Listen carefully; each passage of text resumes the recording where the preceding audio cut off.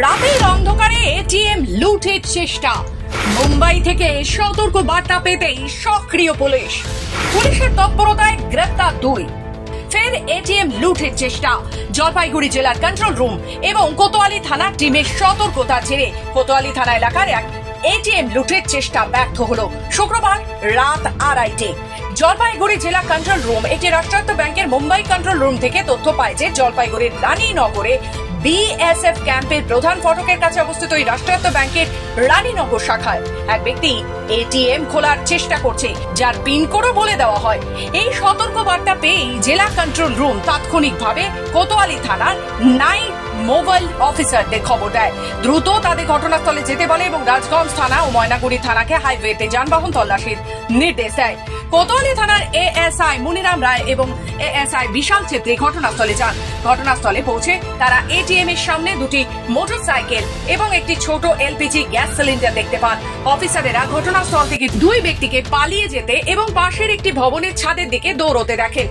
ASI বিশাল ছেত্রী সন্দেহভাজনদের ধাওয়া করে ও জলপাইগুড়ি রানীনগরের চেউর পাড়ার বাসিন্দা মৃত মুকুল কান্তি মুখোপাধ্যায়ের ছেলে বছর 24-এর কৌশিক মুখোপাধ্যায় নামে একজনকে আটক করতে সক্ষম হয়। গ্রেফতারের সময় সিঁড়ি থেকে পড়ে গিয়ে আহত হন তিনি। এরপর অনুসন্ধান দল আরো একজন সন্দেহভাজনকে গ্রেফতার করে। ধৃত প্রতীক সরকার জলপাইগুড়ির রানীনগরের শুকুরপাড়ার বাসিন্দা। ঘটনাস্থলে পৌঁছন অতিরিক্ত পুলিশ সুপার কোতোয়ালি ও রাজগঞ্জ থানার আইসিরা। প্রাথমিক তদন্তে জানা গেছে এটিএম মেশিন সামনের অংশ ক্ষতিগ্রস্ত হলেও মূল ক্যাশ চেম্বার অক্ষত রয়েছে। পুলিশ সূত্রে আরো খবর, কৌশিক ও পথিক দীর্ঘদিন ধরে চুরি ও অপরাধমূলক কাজের সাথে যুক্ত ছিল বলেই সন্দেহ। ইতিমধ্যেই কোতোয়ালি থানার এটিএম লুটের চেষ্টা অভিযোগের মামলা রুজু করা হয়েছে। ঘটনার তদন্ত শুরু করেছে পুলিশ। কার্যত পুলিশের তৎপরতায় বড় সড় অপরাধ রোধ হলো জলপাইগুড়িতে। জেলা পুলিশের পক্ষ থেকে আপনাদের সামনে একটি গুরুত্বপূর্ণ ঘটনার কথা তুলে ধরতে চাই, যা প্রমাণ করে জলপাইগুড়ি জেলা পুলিশের সতর্কতা এবং দায়িত্ববোধ সমাজকে সুরক্ষিত রাখতে কতটা কার্যকর ভূমিকা পালন করেছে। আজ ভোর 2:20 নাগাদ আমাদের কন্ট্রোল রুমে, জলপাইগুড়ি জেলা পুলিশ কন্ট্রোল রুমে এসবিআই মুম্বাই কন্ট্রোল রুম থেকে একটি ফুটেজ এসে পৌঁছায় এবং সেখান থেকে আমাদেরকে জানানো হয় রানীনগর বিএসএফ ক্যাম্পের পাশে একটি এটিএম কাউন্টারে থেফটের অ্যাটেম্প্ট হচ্ছে।